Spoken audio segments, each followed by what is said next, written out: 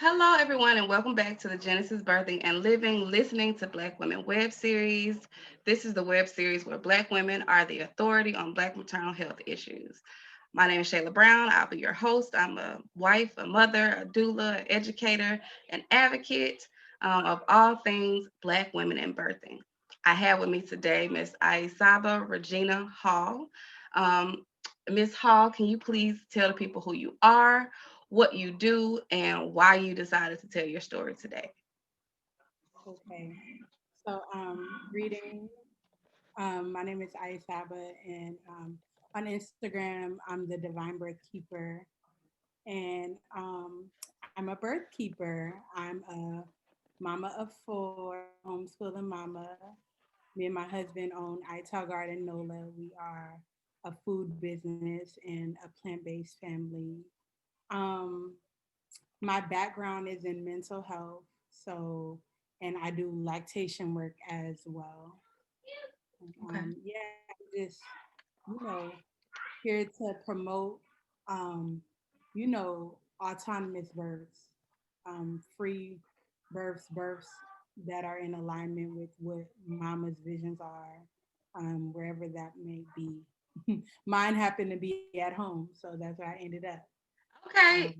yeah. Okay. All right. And yeah, so we're gonna get into that. I saw Aisaba on Instagram and I saw her having this home birth and she was sharing some parts of her story. I think you uploaded a video that I saw and I'm like, I gotta have her on, I gotta know, I gotta ask all the questions, um so can you tell me why you're decided to tell your story and why you think telling your story is important for Black women birthing today? So I decided to tell my story because I think that my story is very unique. You don't hear that often that a mama who has had two cesarean births at home. In fact, most women with repeat cesareans, just get another cesarean. So um, when I tell people, so I had my first birth was a cesarean, and then my second was a VBAC, and then my third birth was another cesarean, and then I had a home birth VBAC. And so people kind of just look at me like, wait, are you lying? And so because it's rare, but I want people to know that it is very much possible. I mean, yeah, it is. Okay. All right. Well, we're gonna have to take it back some. Okay, so can you tell us what happened in the first birth? How you got a C-section? Just give us some context around that birth. Okay, so my first birth, I was with midwives, and they were working for the hospital, and I was planning to have a completely natural birth. C-section was never in my mind, never even crossed my mind, honestly. Okay. Um, I had a doula, and basically I got up to 40 weeks, and then they start talking about induction, and I'm like, you guys are midwives? No, no, no. So I push it, and then 42 weeks came, and they said 42 weeks. We did the non-stress test and all of that. Everything was good, but they said 42 weeks is here. We are not legally able to go past this point, you know. So I went in for an induction, and one induction led to the next. Cytotech led to Cytotech led to did I do the Foley Bub? I just know I had three inductions. So Okay. Cytotech, the Foley Bub, and then Pitocin. But anyways, I had three inductions and then got on the Pitocin. And all of these inductions, I was still natural. Like I didn't have an epidural or any IV medication. And then I got to 7 centimeters and I was like, I can't take it. So I got the epidural and her heart rate just hit the ground. So I had Oh, an emergency C-section with my first child. Um, wow.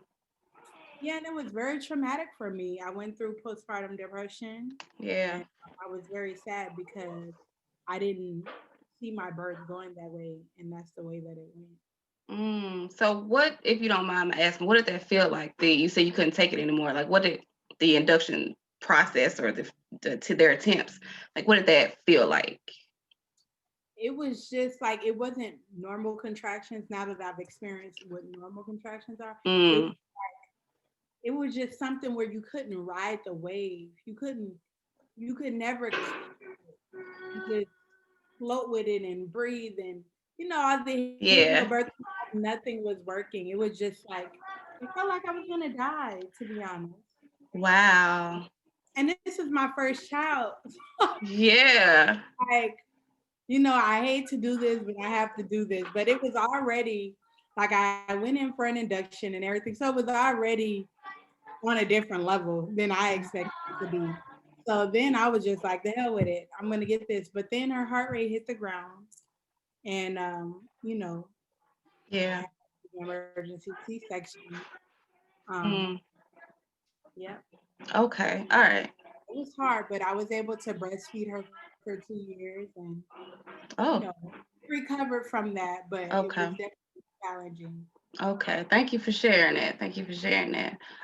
So can you tell us about the second birth? How did you successfully VBAC? Okay, so the second birth, I had manifested a doula that had already had a VBAC herself, and yeah, I really wanted to work with her, and she said she was moving, and I was like, damn, and I couldn't find another doula to save my life, and then she contacted me at the end of pregnancy and said, I'm still here. I want to work with you. Oh, So my last month, yeah, my last month, she came to all my appointments and with me, wow. and yeah, she was just speaking up for me when I couldn't speak up for myself, or just Mm-hmm. encouraging me to speak up. And Mm, I ended up going in for an induction with that child too, because one thing that I failed to include is that I have big babies. So my first okay. child was 9'5". My Okay. second child was 8'12". Okay. Um, Oh. and with him, the doctor was like, "You're a VBAC. There's no way I'm working with you if you don't come in by 41 weeks. Like, I just can't go past that." So yeah, he was more than that 41 weeks in a day. Um, and basically that labor was rough too. I went in for an induction, but I didn't get the medication. I just wrote the contractions because I was like, something had to cause my first cesarean. I don't know what it was, but I was just like, I'm not even gonna take the risk. Like, I'd rather just go through this. And it was Wow. very, very uncomfortable. I had the max amount of pit that they give people in the hospital. Um, and yeah, I just remember my ancestors lifting me up. Mm, At one point I was speaking in a different language. People call it tongues, mm-hmm. and I was speaking something else, but I just knew that I was gonna get through it. And I did. I did have a second degree no tear.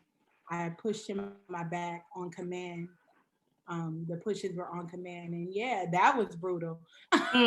Wow. Yeah. Wow. So can you tell me some of the ways your doula was able to advocate you for you? You said she was able to speak up for you in ways you couldn't speak up for yourself. Do you have any examples that you can share with everybody? Yeah, so like when the OB was like, even in my appointments, like in the end when I was past 40 weeks, she kept wanting to do cervical exams. So, the doula was like, me and Regina have talked and she doesn't want cervical exams and you're kind of pushing this on her. So she's a veteran doula, like, so Mm, and she was a VBAC too, so she knew, you know.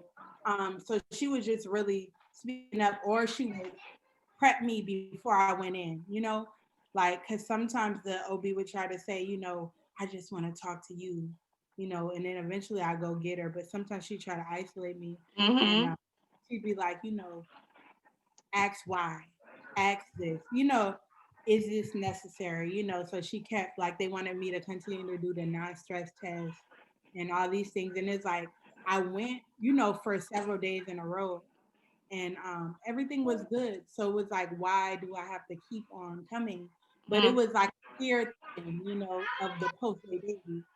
Um, so yeah, she was advocating on that level, like, you have her ripping and running, Yeah. every day, that's putting stress on the baby and her. Mhm. Mhm. So yeah. That's so true. Okay, thank you. Well, I'm glad you were able to. How did you feel after the VBAC? You said it was brutal, but you didn't have to have a C-section. So how did that feel? So how did it feel after the VBAC? After the VBAC, I was on a high. Like I literally, like my spirit was like, call all the people to the hospital, because I know some people who've had cesareans and they're like, there is no such thing. Like my VBAC, my first VBAC was 5 years ago, Mm. and they were telling me there is no such thing as this thing called a VBAC. And I'm like, there is. There's a doctor in New Orleans and she does it. And a Wow. lot of people, what I had to realize is it was like they hadn't faced their trauma and the fact that like they didn't VBAC and that wasn't an option for them. So it Mhm. wasn't that they didn't want it to happen for me. It's just, they were still healing and dealing with their stuff. That's so true. That is so true, and that's so insightful. Thank you for sharing that. Okay, so I'll anything else you want to share from that birth? Because that had to feel good. What did people say after you did it? Um, they're just saying like, wow, and some people like, but you tore. People try to focus on the negative stuff. So like, but you tore. But Okay. it is what it is. I prefer that recovery over a cesarean, even though I feel like I tore unnecessarily. I also feel like there was a big lesson in that. And after that, my son was jaundiced and he was born in the winter. So basically, even though I was on a high from my birth, that kind of got robbed from me because I ended up leaving the hospital at 4 days postpartum and he couldn't come back until he couldn't come home until 6 days. So I Wow. was going back and forth to the hospital pumping. I started pumping the day after he was born because they took him to go under the lights. So, that affected my experience. But at the same time, I did have, you know, uh, uh, it wasn't a negative birth itself. Even though I look back and I'm like, Yeah. she did this and she did that, and she told me to. I was ready to push, and she told me to wait, and it was just all type of stuff going on. Like even with my induction, my doctor, she basically had something going on to where he was born on December 9th, and so it was convenient for her um, Mm. to induce me. And Yeah. so yeah, but even with that, I had a positive experience altogether. Well, You that's know, good. bigger picture, I did. That's good. That's good. So, is there anything you would say to another woman who's at that same place? I know now we have the whole VBAC. It's a whole thing now.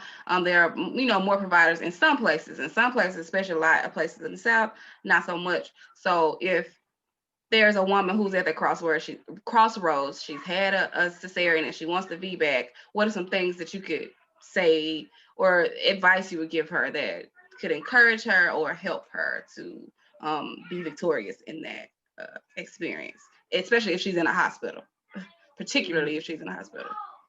Right. So I'd say definitely having a birth consultant or a birth coach, a doula, somebody there to advocate on behalf of mom, because with VBACs, it's like they call it a trial of labor. Mm-hmm. It really, just the whole way it's dealt with, it's like we're gonna give you a chance, but not really, you know. Yeah. Um, so just really making sure you have a support person that knows about VBAC, that believes in you, and also like just in terms of picking a care provider in general, like just making sure that person is really for VBAC and even knowing their success rate with VBAC. Because if you have somebody who promotes VBAC, but then they don't have success stories, like, for one reason or another, um, then that's something to pay attention to because some doctors say that they support VBAC and they really don't. Um, and it shows in, their success rates and just how quickly they are to pull the plug on a mom after they've been thinking they're going to have a vaginal birth their whole pregnancy. And then it's like one thing is out of order in their opinion and they're in the surgery room. So yeah, that's important. Wow. Thank you. Yeah, you bring up some really good points. And I like what you said earlier about when you said when you were looking for a doula, you were looking for the one who had the VBAC experience too. And somebody asked me, how do you search for advice if somebody is searching for a doula or midwife or whatever? And that's part of the advice. Find somebody who mirrors your desires as much as possible. So that was great. Um, so, all right, let's move it along. Tell us about the other two births. I'll let you tell. Yeah. So my third birth, you okay? You just like, he's TV. But so my third Uh, birth, so basically my pregnancy was okay. I ended up finding out I never took the gestational diabetes test, but I did test my sugar levels, my glucose levels. And I ended up finding out my levels were a little bit off. They would be like 2 points above, what's recommended. So I started I started eating to monitor my blood sugar. I started eating a diet that was more in harmony with the way my body processed sugars. And mm, so I was able to control my glucose through what I ate. I never took any medication. And, my previous pregnancies, I had passed those glucose tests with flying colors, but I just didn't want to drink that syrup. yeah. So I just decided, okay, for the last 2, 3 months of pregnancy, I'm just going to be taking my blood sugar levels. So that was a lot. That was like a regimen, Okay.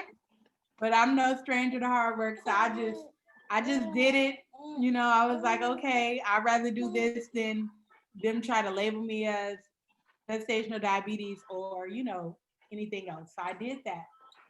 So at the end of pregnancy, the OB started saying I had an unstable eye. And I didn't believe her. And I went to, get a second opinion, and the people were like, "Oh, your baby's fine." And Mm, what it was is I wanted to home birth. So I was like, "Oh, any issues? Like I don't, you're saying she got an unstable eye. I don't know about that." So ultimately, I did spiritual readings, and I ended up finding out. Wow, I broke my necklace. that I ended happens to me all the time. I ain't got no jewelry. I understand. like, what is this around your neck? But yeah, I ended up finding out that she had an unstable eye. So I did spiritual readings and I decided based on those in my dreams, because I had a dream that she was stillbirth. Mm, I didn't know she was a she at the time because I planned on home birthing. I hadn't gotten an ultrasound, but she ended up being a girl. I hadn't gotten the anatomy thing that tells you, what yeah. what it is.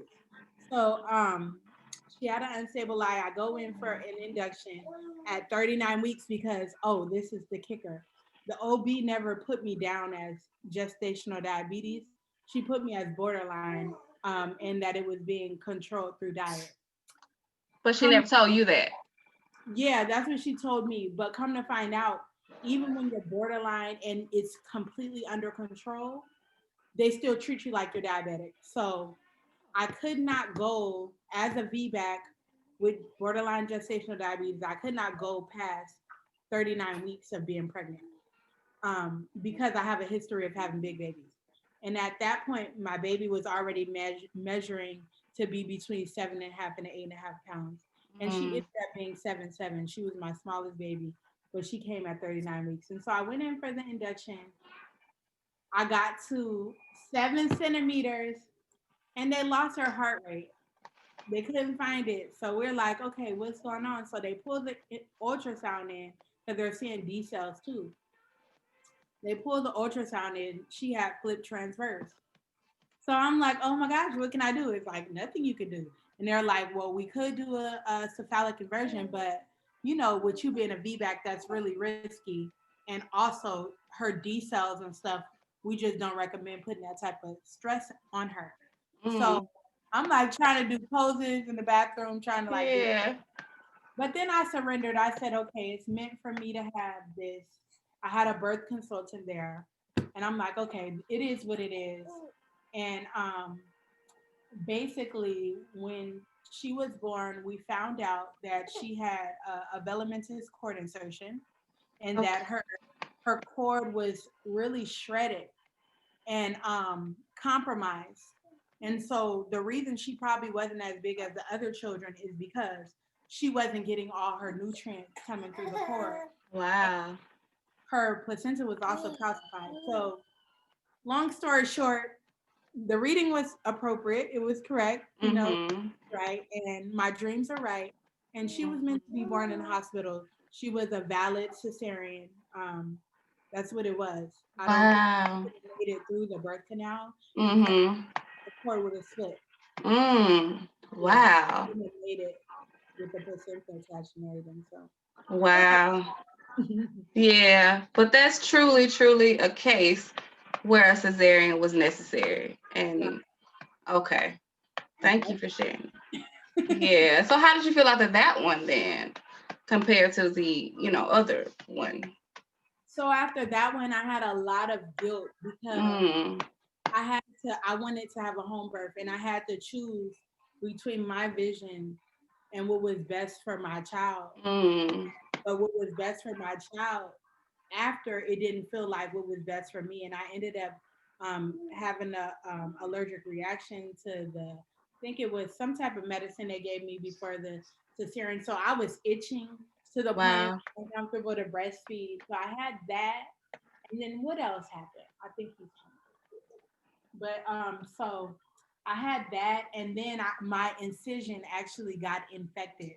So Ooh. it was just I had to go to the emergency room, you know, with Mm-hmm. a newborn baby, So Yeah. it wasn't a positive experience for me, even though the actual incision and like the process of getting the surgery wasn't bad. Like I was chanting, it was highly spiritual. I knew it was meant to be. But then the after part of just realizing, I had this birth kit that was just sitting there. Um, I Yeah. had a sister friend who had a beautiful home birth. Our babies were born on the same day. So Yeah. it's really sitting in the reality of your birth did not go the way that you planned it, but it went the way that it was supposed to for this Mm. child. It was just a big pill, um, to swallow for me. And it hurt. Like that was really because I was older. When I had her, I was so by 3, so I was 26. I was older than I was with my first cesarean, so it's like the bounce back and all, like just everything Mm. to get up. I didn't really like how they say your recovery is 6 weeks. Like it took me like 12, 13, 14 weeks to really feel you know okay again. Yeah.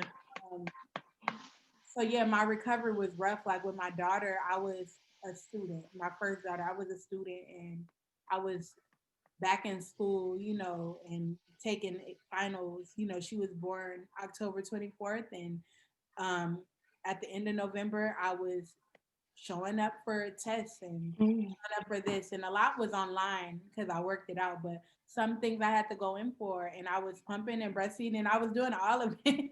Wow. And this one, I was like, no, something's happened. Like I'm not okay, Mm. Wow. Wow. Well, thank you so much, Aisaba, for sharing all of that. And it's all been different, and it's all been so eventful, you know. So how girl, how do we go from that to this last birth, unassisted home birth? Like how does that happen? So I was like, I'm not having no more babies. Like I put it into the universe. I was like, I'm not having no more babies. That's what I said the first year. And then after that first year, I was like, I'm not having no more babies unless I can have a baby the way that God designed me to. And then what, I guess a week before I started my lactation training course, I find out that I'm pregnant. And then I'm like, oh my gosh, oh my gosh. And then I was sad because I was like, I have to have this baby the way that God designed me to. But it's so much, it's like an uphill battle, you know. Mm. And I know that, I'm not going to get support. And I know that VBAC in Louisiana is illegal. And I know that, all of these different things, these different factors. I know that midwives don't support VBAC. I know that this is scary territory that I'm treading. And I know the way that I want to do it. Mm. Um, so it was just a lot of emotions. And then I guess I was 2 weeks after I found out I was pregnant. Um, my sister friend gave birth, and I was dealing with all these emotions. And I showed up, you know, with food. She had a home birth, and I showed up with food and, just to support her after she had her baby. And I looked at her baby, and I was like crying, and I was like I have to do this, and you Mm. strength to do this. Like just looking at y'all, you know, is giving me the strength. Like I know what I have to do. It was just confirmation. Like, I find out that I'm pregnant. I'm like, dang, like I just Yeah. had C-section 2 years ago. Like my baby's about to be two in a couple weeks. And so, it's just like was a lot to process. And then my sister calls me and she had her baby, and I show up and I'm just like, wow, she gave me the joy that I needed to be pregnant. And after that, I feel like I started an Instagram page, my first social media account in February. So I found out I was this pregnant in December, and I started that in February. And that kind of helped me too, just um, feel better about pregnancy, and just it kind of was a journal for me, and to document like my progress and the different things that were coming up. But at that point, I had already decided I hadn't put it out to the world, although I promote home birth. I kind of wanted to hold that for myself, but I knew that I was going to birth at home, and I knew that whether I had support or not, I was going to have this baby at home. And every time I would, because I started seeing an OB, and I had one appointment with her, and then COVID hit. Didn't hear from her until my third trimester. I missed my anatomy scan, but that's separate from what she does. And I didn't want to go to that, but I was like, okay, this is what happened with my last daughter. So let me at least check her cord and check the integrity of my incision, and all of that, since I have had two cesareans. So past that with flying color, they're like, oh, you're good. I mean, your baby's big, of course, but whatever. And so I just knew at every point it was like, we're gonna check this. Oh, I find out that I'm anemic. I'm like, oh, I'm gonna pull it up. So then I go to the OB. I'm like, can you pull my iron?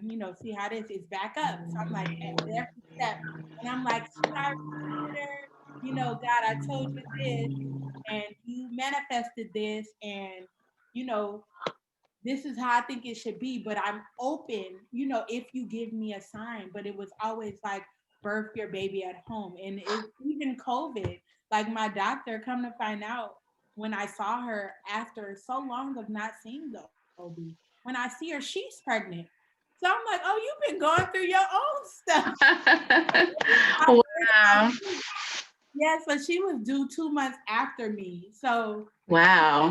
it's like everything was like, we didn't have, like, she was a nice person. I tell people that all the time, but we just didn't have a connection. And she was pro cesarean, and she felt like I could do it, but at the end, once they start looking at all the shaping factors, like, you're past your estimated due date, this, that, it was like, it's not worth it. You can have shoulder dystocia, you can have uterine rupture, you can have this. Like, you should just play it safe. My team doesn't want me to work with you. So it's interesting because she actually scheduled me for a cesarean, and what she told me was I was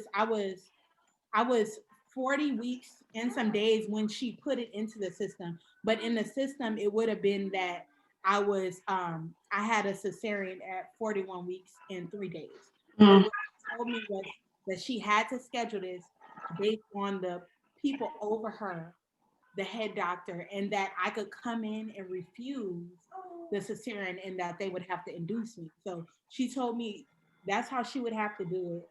And he ended up Wow. being born on the day of my cesarean, like the day it was scheduled for. Girl. Yes. Yeah. Wow. Wow. And you were in labor for a few days though, right? Yes, I was. My labor started on a Saturday, and he wasn't born until until Tuesday. Wow. So I had prodromal labor, and that was rough in and of itself. It was ironic because days leading up to labor, I just started feeling like this baby is not gonna come while my children are around, and it was hard. I put it on my story, but I was just like, it's just feeling like he's holding out, like I can't relax. I'm enjoying Yeah. him, so it's like, and I felt guilty admitting that, but I was like, I plan to have them here, but as I'm getting closer and closer, it's like I'm starting to feel like no, you know, Oh, I and know. they have been coming, yeah. So I had spoke to my husband and just because his mom's plan was like, you know, once I have the baby, she'll come get the children. But come to find out, like she ended up being in town because she's in a different state. So she ended up being in town. And, I just talked to him and I was like, I know we planned for her to get them once the baby was born, but like this is what I need. So, he called his mom and they talked and, I was able to prep food and, she came and got the children and literally the next day she came and got them on a Friday. And I'm like wore out from cooking and everything. She came and got the children and Saturday my labor started. Mm. Wow, you bring up such an interesting point because you did respond to one of my stories where I said the same thing. Like I just I can't do it. I like their work, you know what I mean? And birth is a really spiritual place. It's a really delicate space you got to be in, and you kind of can't be in work mode and feel mode or spirit mode. So no, I completely understand that. But it also speaks to why you may have experienced, like you said, the prodromal labor, Right. the contractions that weren't really progressive because you like you said, you couldn't relax. So yeah. Yeah, and so for me with the prodromal labor, so my labor started um like I was getting ready because I had plans to go with my sister to the waters. Because I did envision her being at my birth. So I'm like, let's go to the waters, let's chant, let's do like we just agreed to just have this time at the waters. Because I had went with some other sister friends, but she couldn't make it. So we're like, well, we can still go on a different day and release some more. So um that rising came Saturday and I was like, sis, I don't know. Like it's I'm feeling like this and I'm feeling like that. But I was like, I do need to go to the waters like before I birth. I need to go again. So I went to this like coffee shop. But before I went to the coffee shop, I was like running around the house, like getting dressed and everything, getting dressed and everything. And I sat on the couch for some reason on a towel. I guess I was putting oil on or something. And I stood up and there was a glob of plug. And I'm like, oh, okay, okay, something's happening. So then I'm like, well, I'm still gonna go get food because I don't feel like cooking because I did all the prep. We're plant based, so when we send our children anywhere, we have to cook. So I did all that prep. So I'm like, I'm not cooking nothing. So I gotta go anyway. So we just gonna meet up. So I go to this coffee shop and it starts like it's like this cafe. It starts storming, storming. So Wow. and go to the bathroom and there it's more plug. So and it's storming. So I'm like, and then the contraction started hitting. So I'm like, sis, I don't know if I'm making it to the waters. I don't feel like I can even drive, but I'm real close to her house. So she's like, I can come get you, or my husband can come get you. But we got to get together or whatever. And I'm like, we really do, and I don't feel like I could drive home at this point. So like my husband might have to come pick me up from your house, but he was at work. So I'm like, we got to get together. So the rain slowed up. I was able to get to her house. And then she did the rest of the driving for the day, but I ended up going to the waters with her, going back to her house. From her house, my contractions were still coming. So my sister was dropped off to me, and then she drove me home. My sister drove me home.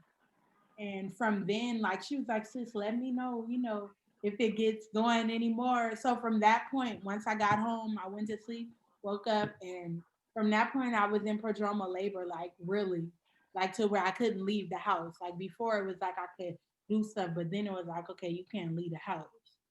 And that lasted from Saturday night till Tuesday. Oh, wow. Yeah. Wow.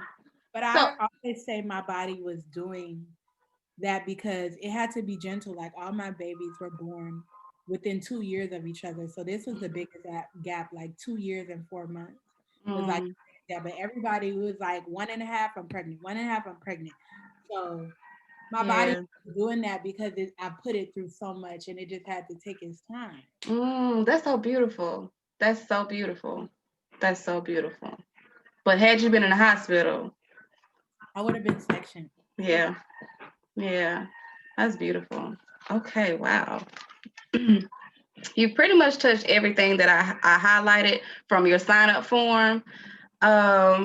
So I wanted to ask about, you said throughout this time, you said you were, kind of like battling some negative thoughts. So can you talk about that and how you battled that, how you were able to thinking, and then how were you able to push through? So negative thoughts. I started feeling like if my labor taking this long is a sign, let me know. Mm-hmm. Because like for my labor, like we tried to catch his heart, couldn't catch it. So it was like out of sight, out of mind. Tried to do a blood pressure. It wasn't really resonate with me. Like I had the stuff, but I'm like, okay, I'm VBAC, I know, but you know, I Mm-hmm. feel like I'm good. But with it being so free and me like only knowing hospital birth for myself. Like I had been at friends and community peoples and I'm a birth consultant. So I've been at births, and then hospital births as well. But I only experienced hospital birth for myself. So I was managing myself in my labor. Mm-hmm. And I had to really step out of that to be able to for him to come down because for the longest time he was like high up and really what I think ultimately happened because the night before he came, so this is like I guess like hmm, 6 o'clock, I'm like telling my husband, I cried for myself and then I cried to him and I'm just like I don't know like why this is happening, like why it's taking so long, when he's gonna come, what we should do. I was like, I know that I do not want to go to the hospital, but I just don't know. Like, I just couldn't put my finger on it, like what is going on. And I'm like, I'm crying to him. And then I stood up because he was in our son's room. I stood up and I went to the sonogram picture that they gave me when I found out what he was. And City, I'm being recorded right now. Okay. So I went to the sonogram thing and I was like, baby, like give me a sign. Like tell me what's going on. Tell me if I'm making the right decision. Like at this point it had been 2 days. So I'm like what should I do? you know? And for the Mm-hmm. first time I saw his face, I was able to pull out features. I saw what he was gonna look like when he was born. I saw him. And I just knew that he was coming. Like it was affirmation for me. I was like, we're not doing the wrong thing.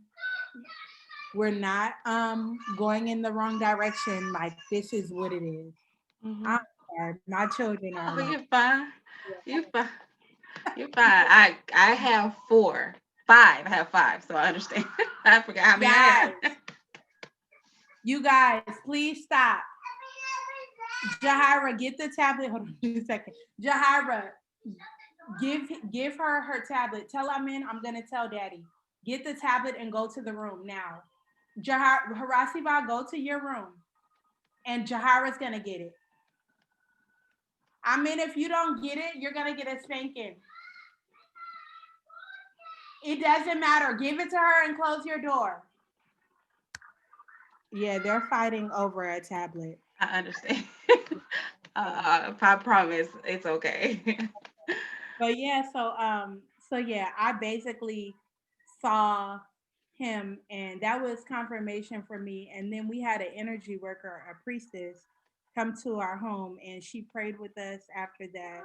Um, she rubbed me down. She did acupressure on me. She gave me a massage. She walked around my house and sage and just prayed. And she showed him some things he could do with me. And by the time she left around eight something, seven, eight something, like probably eight something. I got up at nine something because I had fell asleep in the process of what she was doing. Wow. Like my contractions woke me up. Mm. And me and my husband, we labored. My sister helped a little bit, but it got to be too much for her. She doesn't have any children. She never witnessed a woman in labor, and especially not in the home space. We're Uh-huh. 11 years apart. It was overwhelming for her, and none of my birth sisters were there. So, you know, we're like, well, nothing going on. We need this time to ourselves, like, and we'll come together if it's time when it's time. So it was just me and him for 5 almost 6 hours, and you know then my sisters came and my baby came out. They showed up about 30 minutes before he came out. And Mm, he just wow. came on out. I remember it being like, hey baby, he wanted to get out. I remember it being like at a point where he was just sitting right there. He was just sitting right there, but he wasn't coming. And one of my sisters told me, "Sis, I think you holding him. I think you holding him." And I really had to process that in a moment and recognize that I was, because I had been told that he was too big. That was the thing. That's why the OB didn't want to even take the risk and all that. Like he was supposed to be too big. And I was at 40 weeks. So imagine 41 weeks, So I had been told, about the tearing, about this, about that. So I just had to face the culmination of fear that I allowed into my realm at the last 3 weeks of being pregnant, because I hadn't seen her before that. So I just really had to face that. And, I was like, okay, I'm going to do this. And so, yeah, he came and my husband caught him, and yeah, it was good. My leg, the way I pushed him out, I was like in a half squat. So I'll show you, I had one leg on the ground and Uh-huh. one leg up on the bed. And I Okay. this. Yeah. And so I was putting more pressure on my right leg. Okay. And so with that, I ended up, straining my leg, my calf. But besides that, like my birth was beautiful. Yeah. Yeah, he was 10'3", you know, He was and 10 pounds. 10 pounds, 3 Woo. ounces. Yeah. Okay. And we had a Lotus birth, and I never had any issues with him. He didn't go to the doctor until he was 4 months old. That's only because I need papers. Yeah. Papers. But like, yeah, I knew that I didn't want to take him to the hospital, because that would be defeating the purpose of why I even wanted to home birth, because I didn't want people prodding and poking at my baby. I didn't want, to deal with the mass and, just all of that. Yeah. I just didn't want all of that extra stuff. And, he's just testimony, because um he didn't have any of that. And on top of him not having any of that, he was my biggest baby, and I had no tearing, Mm. no bruises. Like, I was good. Now I did have hip discomfort. Mm-hmm. I mean, I passed the big one, so I Yeah. did have hip discomfort, for a couple weeks. But I was sore with my first son that I That's placed. normal. Yeah, that's normal. Yeah, so I know that my tear from my first vaginal delivery had everything to do with positioning and not the size of my baby. And I just know that as long as your, you know, area is favorable and shaped to pass your baby, like if you create that baby, unless you have an abnormal structure, like you can do it. Like, Mm-hmm. and it was meant for me to go through that and learn that. Wow. Well, Aisaba, thank you so much. This has been the epitome Being of recorded. Please make them be quiet. this has been the epitome of Like when I started this, the stories of Black women, and you have articulated your story. like I am able to Be able to share your story. story, um, and just to see, and all the insight that you and you just seem to be really present and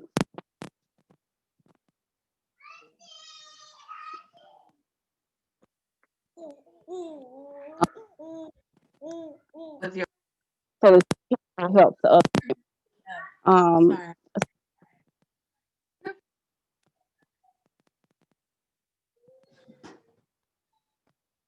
what 5 minutes or so you want experience, or that you want everyone to know about you, the work you do, um, just any final. Um, I just caught the ending part of what you said because it's kind of like staticky. What'd you say? okay, I was saying in the so what else you want to Oh, like, Do yeah, or just anything else about your birth. share? Just pretty much any final. yeah. Okay, so I just want to say that birth is very sacred. It's a spiritual act, and um, I feel like just from witnessing hospital births, versus home births, it takes a lot of spiritual power to uh, receive to go into that altered state in a hospital setting. It takes a lot to get past the people constantly coming and poking and checking and asking questions, and so for me, although I do support women in wherever they choose to birth at, um, I do have I do feel like home or you know I guess like autonomous environments that respect um physiological birth. I feel like those are the best spaces, and I think that that could change the infant and maternal mortality rates in the Black community just by um Mm. you know really being careful and intentional about choosing our care providers and really acknowledging that birth is sacred. And that you choose, because that was the biggest thing for me when I decided that I was choosing, you know what took place, that I was choosing, and to listen to God. A lot of times when you're in environments where there's so much noise, you can't hear God, and they Mm. become, you know the deciding factor when there is a higher power. And so I feel like being at home, I was able to really hear God, and ultimately, that's what kept me home is that knowing, and just that faith that despite all the fear, those seeds that I sowed, I said I wasn't going to have another child in the hospital. I said that I wanted to have a child the way that God designed me. And that's what it was. Our Mm. bodies are very Wow. intelligent. My body, is a genius. It knew like to you had two cesareans, so we're gonna have to go this route. We can't give you this 3 hour labor. Wham bam, like your uterus can't handle that. So we're gonna take our time but at the end you're gonna get what you want. So yeah, that's what I wanted to share. That I, that blew me. Girl, I for your spirit, for your intention, for your just your faith. It really is contagious. I'm so to be able from your mouth and to have a space to capture. I thank you so much for that. Thank you. You're welcome. All right. Humble, and grateful and honored, that you wanted me to share. And I'm grateful for the work that you're doing too. It's Thank beautiful. you. Uh, um,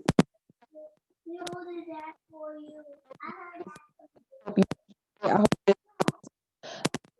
you